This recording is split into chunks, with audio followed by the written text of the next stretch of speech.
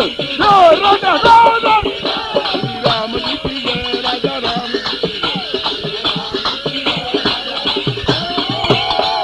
तो राम भइल राजा बजेर लागल बाजा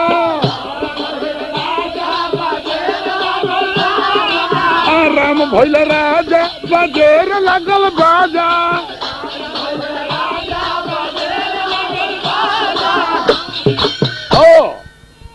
अरे भागल तम गुण जैसा भानु के उदय श्री राम जी की जय राजा राम जी की जय श्री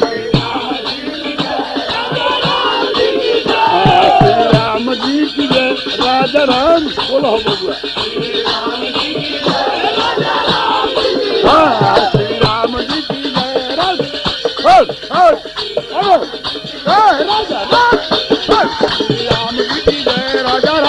की राजा श्री राम जी की जय राजा राम जी की जय अरे बोले राजा रामचंद्र की श्री राम जी की जय राजा राम जी की जय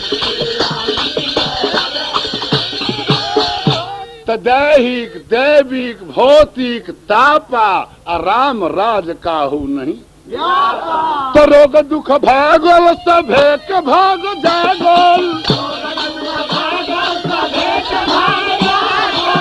रोग दुख भागल सभे के भाग जागल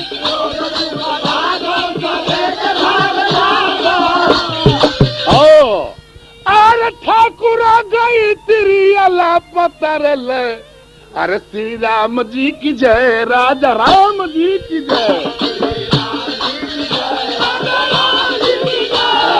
राम जी की जय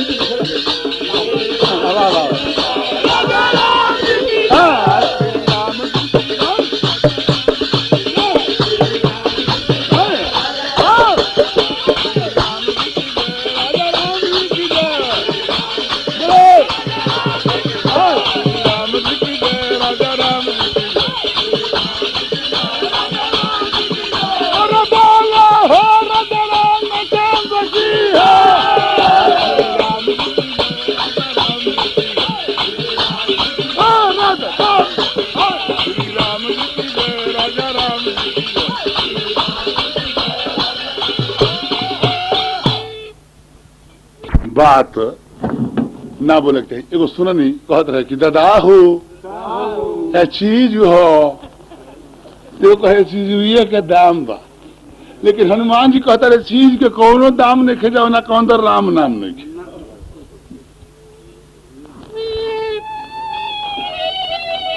प्रीतम बाबा हो चीज हो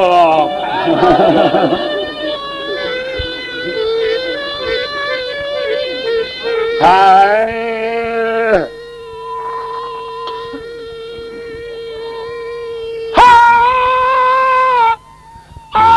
चिजुआ का दाम बा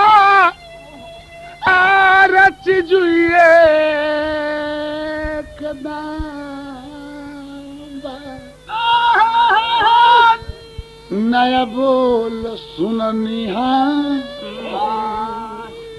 का तो चिजुए का दाम बा नया बोल निकल बाकी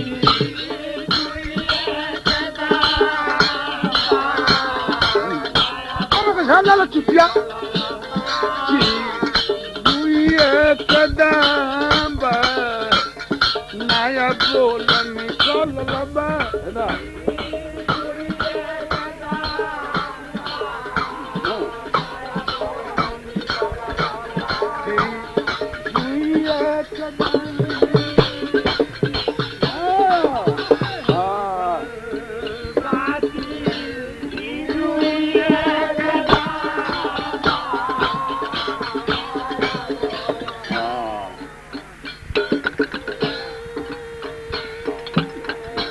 कहले हनुमान उहो सब चीज बेकार बा कहे हनुमान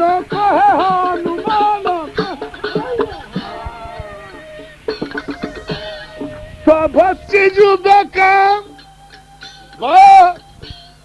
जमाना के अंदर नहीं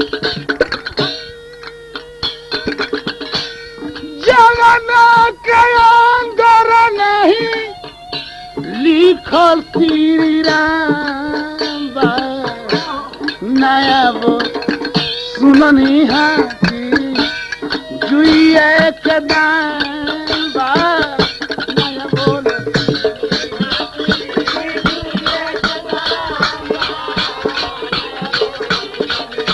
जमाना के अंदर जमाना के अंदर नहीं लिखल श्री राम नया बोल निकल लगा जुइए के दाम नया बोल निकल लगा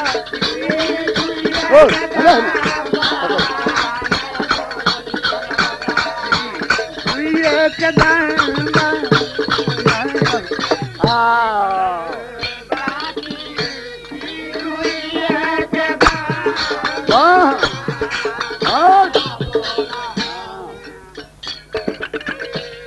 ठाकुर गई तेरी चेपू तुलसे कहना ठाकुर गई तेरी ठाकुर गई तेरी ठाकुर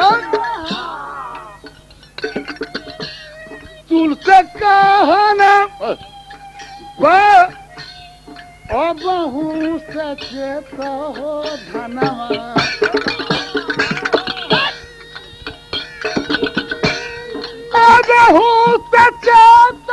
बबुआ रास्ता बहुत लंबा नया निकलल बाकी जुइए के दाम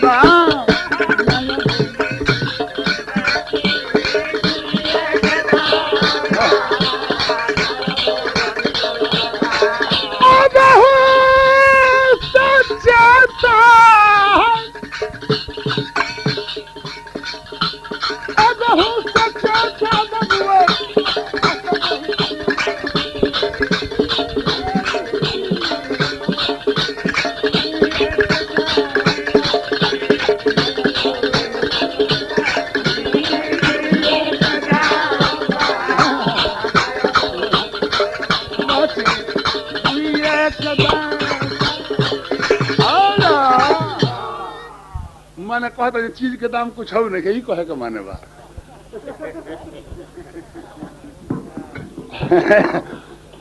अब देखिए तो वह बोलिए जाना का दाम बा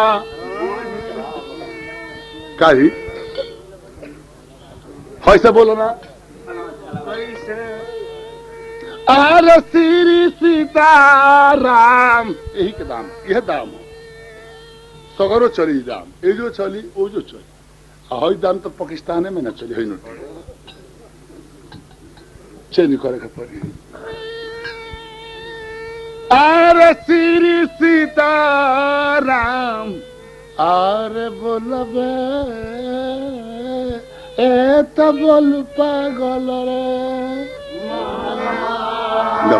अरे श्री सीताराम अरे श्री सीताराम बोलबे तो बोल पागल बन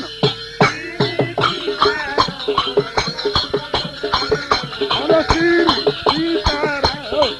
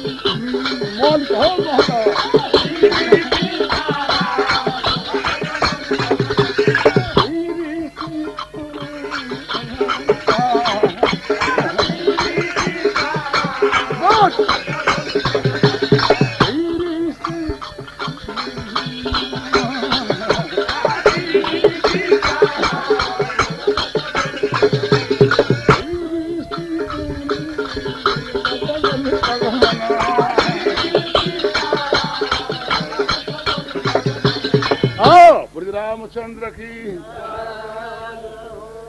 बोल श्री कृष्ण भगवान।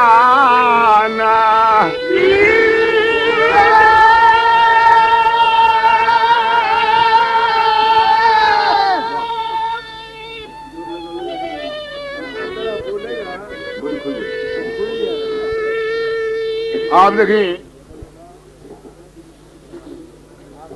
अत्याचारी कतनो बलवान, कतनो बुद्धिमान, कतनो विद्वान होखे, लेकिन ओकर नाश हो कहीं के बाद। रावण से बड़ न कहीं विद्वान रहे न कहीं पंडित रहे, लेकिन अत्याचार के रास्ता पर चलना के कारण ओकर नाश हुए।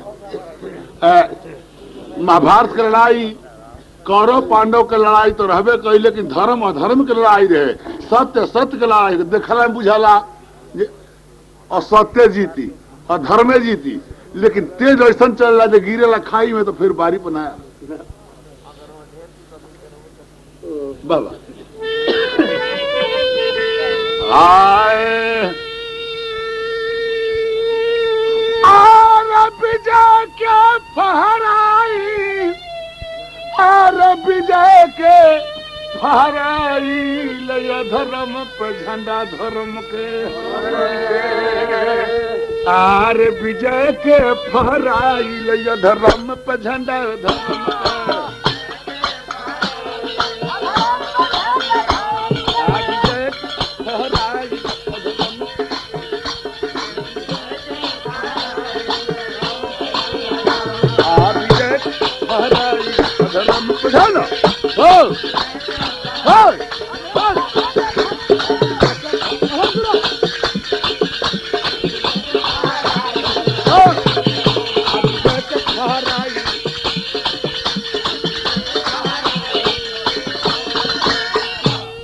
जकरा पर है बोल दल सब मराई,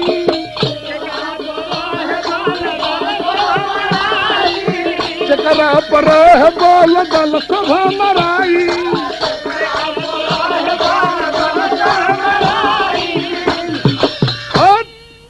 और दुष्ट जुर जो धन जन लेके पराई लय धर्म पे झंडा धर्म। आर विजय के फहराई लय धर्म पे झंडा धर्म के। विजय के फहराई धर्म पे झंडा। हाँ विजय के फहराई बस।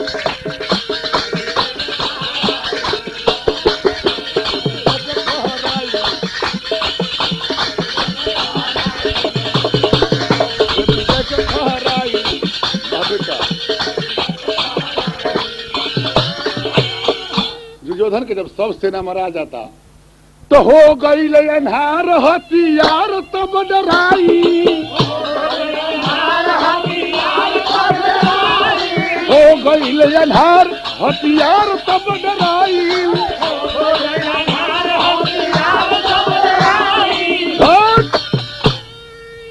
ऐसा दुर्योधन के मति खराब हो गई। और बुद्धि भैली मोदी न खून के नदी में समाई लय धर्म पे झंडा। और विजय के फहराई लय धर्म पे झंडा धर्म। विजय फहराई धर्म पे झंडा। विजय के फहराई बाबा।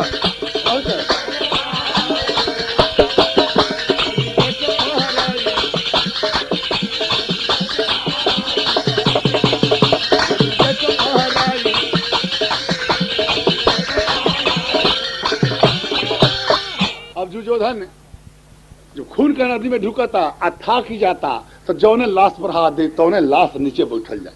अंत में ओकरा ऐसा लाश मिलतिया ये नीचे दाबत आ तो ऊपर पड़ी उठल जाती। वही लाश कलम से बाहर निकलल तो फूल लगल सांस तब लाश एक भेटाई, फूल लगल सांस तब लाश एक भेटाई।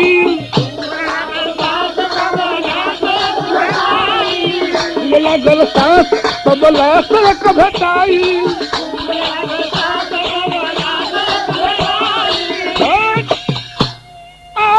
वही के सहारा जब बहरी उआई अधर्म पे झंडा। जब किनार पर दुर्योधन निकलता आ मुकुट के जोत जब लाश का मुंह पर पड़ती जा तो दुर्योधन फूट के रोएला। कहा कि कर लड़का का लाश रहे मुकुट के ज्योति से सूरत जब तो दुर्योधन रोई के का कहता कबो रोले ना है जिंदगी में। अरे धन हरे बेटा मरलो पका में आई लया धर्म पे झंडा। आर विजय के फहराइल अधर्म पे झंडा। अरे धन हरे बेटा मरलो पका में आई लया धर्म पे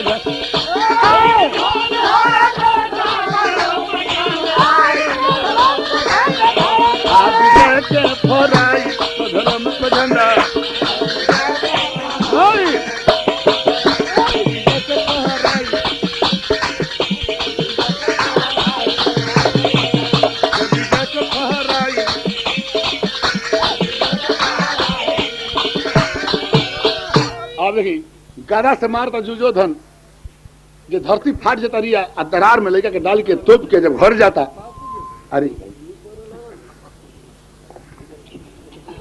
खून से एकदम भीजल लथपथ जब दुर्योधन जाता उनका रानी देख के डेरा जाता रही का कहता रही चलिए हमारे लिए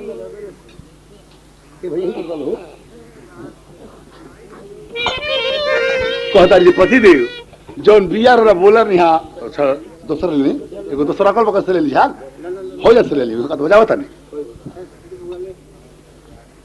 कहता रही कैसा रोई के कहता रही अरे मनला ना हमारा अरे कहना वासा जाना अरे मनला ना हमारा कहना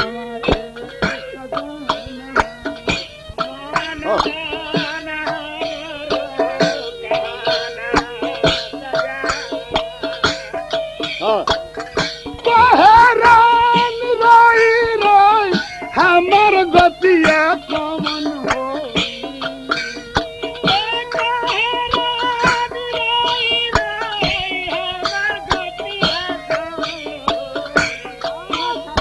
अरे झर झर बहेल नया नवा सजा नवा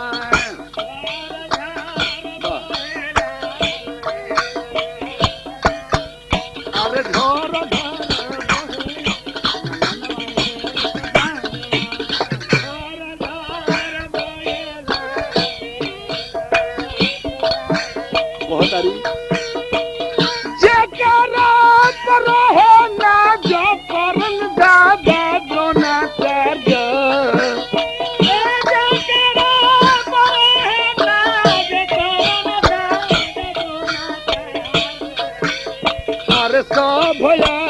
हो गई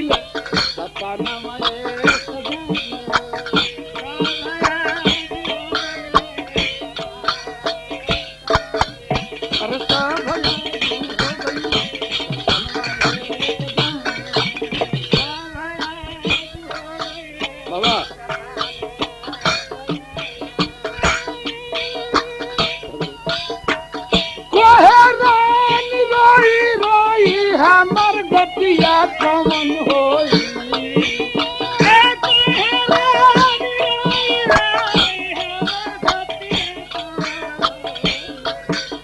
अरे झर झर बहेल नया नवाए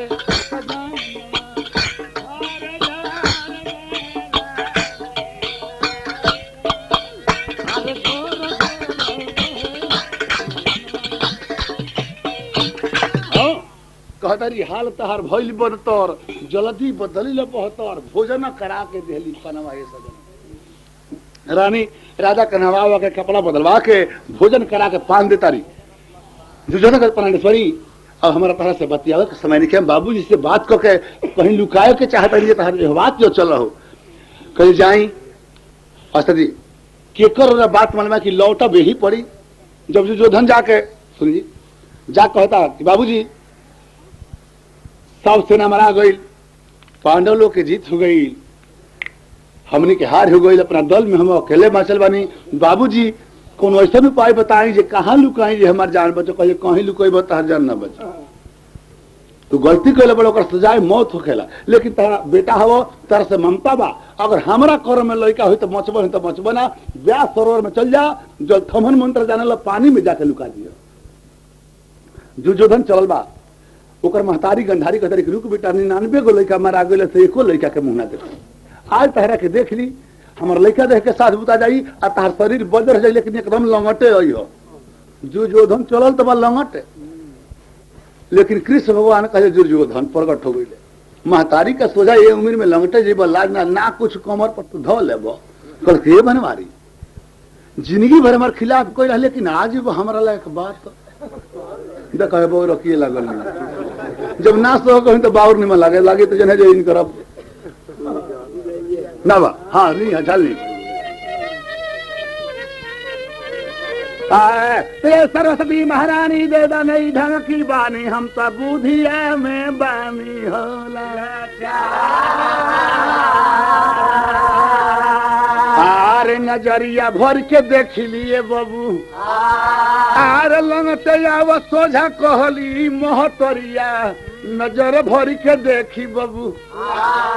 आर लंगटे आवो न सोझा कहली महतरिया रे, नजरिया भर के देखली बाबू।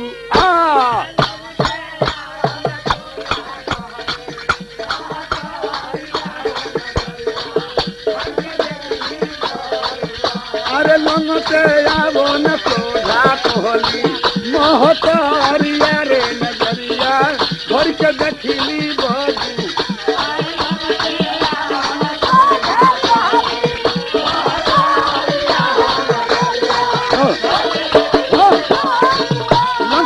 सोझा कहे महतरिया, नजर भर के देखी बबुआ।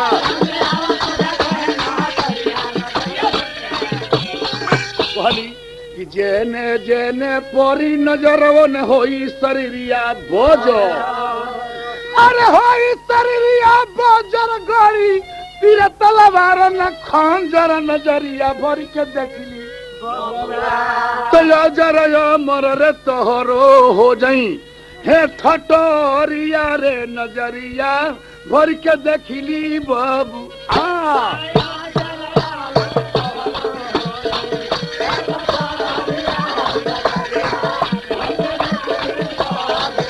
अरे जरा मर रे तोहरो हो जाई ठटोरिया रे, नजरिया भर के देखली बाबू।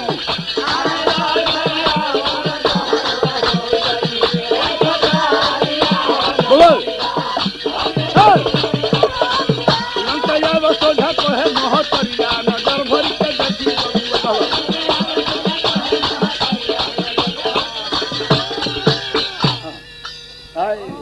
बाबा। देखत रहो तौर पे रक जदुराई दिहल खोलक मती। अरे लाज कमारा लंगटे कैसे, अरे माई के सोझा जाई रे, नजरिया भर के देख लिए बबू। अरे लाजक मारे अपन तो पीली ले कमरिया रे, नजरिया भर के देखली बाबू।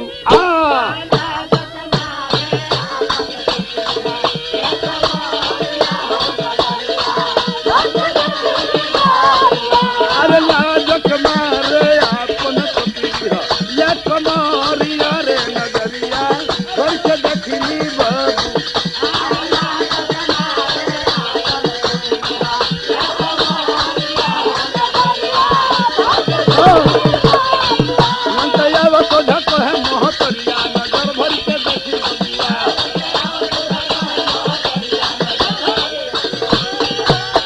जब महतारी देखलस कि दुर्योधन कमर तो पर रोज हलस, कहल कि बेटा होनी के केहू ना मिटाई, सौसे शरीर तो हर बोजर रह गई, लेकिन वो जे कोचिया रह गई जहाँ भीम प्रण करे बोले मारे के। तो नयन में भरी के बारी नारी बोलेली गंधारी, अरे केहू नाही टारी जली हो के रहेले हो निहारी, नजरिया भर के देखली सुगा अरे उहे भइल रे जवन सोचलसी गई तीरिया रे नजरिया भर के देखली बाबू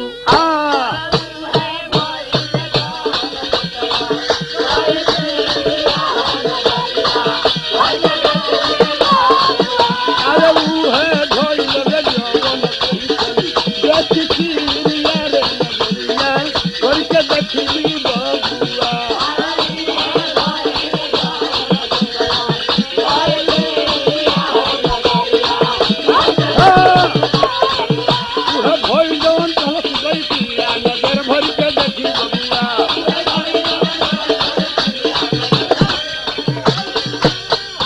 आप जो जोधन जब लौटल है तो रानी भानुमती रहिए पे आरती बार के खड़ा बाड़ी का कहतरी कि पतिदेव विपत आवेले और विपत के न्योता देके बोला दिया कहतरी आरे विपतिया पियावा हो अरे विपतिया पियावा हो तू जान के बुला ली अरे विपतिया पियावा हो तू जान के बुला ली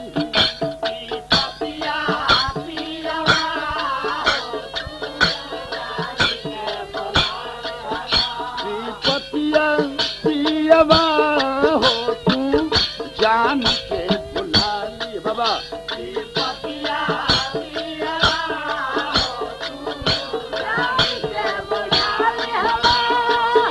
कोहे रानी रोई रोई हमर गतिया कौन होई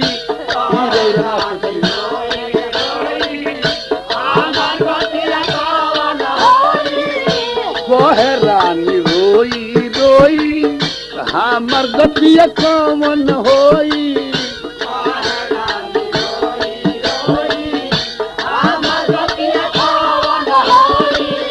तोहर कान देखली सूरतिया पियवा हो तू जान के बुला ली हलो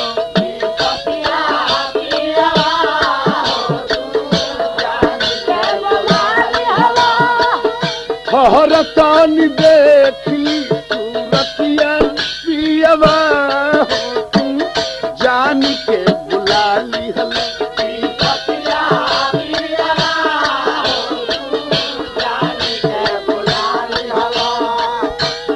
है बाघुराइल मन में बात ना हुला तन में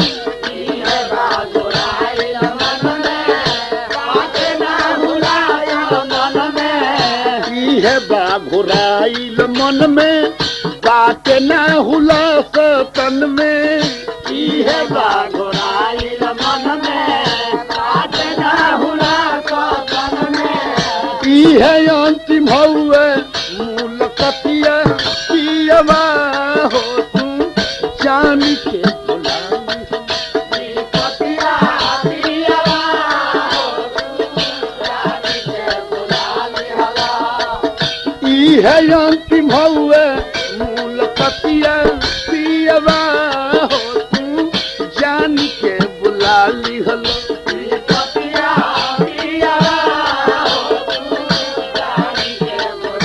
अब देखी रानी राजा के गोश खान के रोतरी का कहतरी रोई रोई चरण परी धूरी अपन सिर पर धरी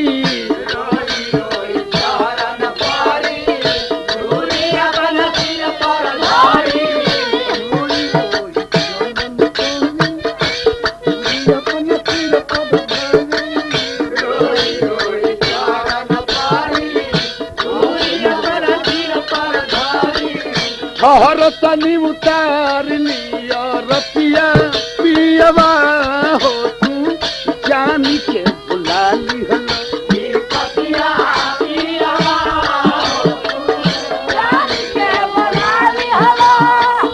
ठहर तनी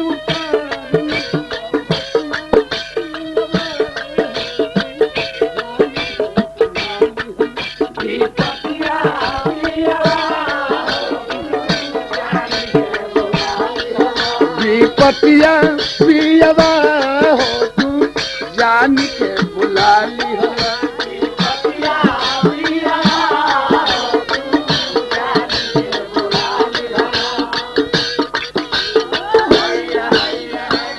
अब दुर्योधन पानी में लुकाए खा जाता। अब पांचों भाई विजय के झंडा उखाड़ के सोची जे कितना खुश हो लो। कृष्ण भगवान आगे आगे ठहाका मारत हाथ मिलाई के हंसत एकदम झुमत झामत चलता। जो कुंती देखता रही लड़का हमार लड़ाई जीत के आ गई सब वो दौड़ के घर में जाता रही। देखी वो आरती है वो आरती है कैसे अरे कुंती महतारी फुर्ती अरे लेके अली थारी कहली आरती बारी अरे अब बबुआ अरे आरती उतारी कहली आरती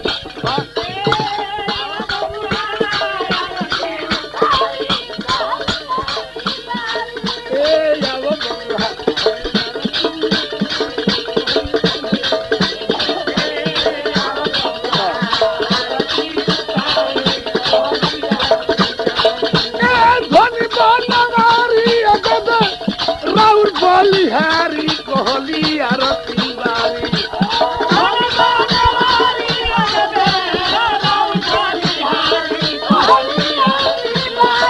एली होला विपत से उबारी कहली आरती बारी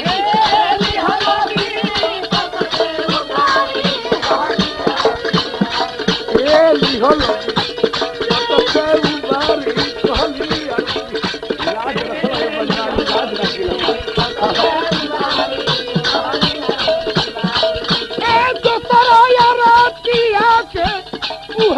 भिखारी कहली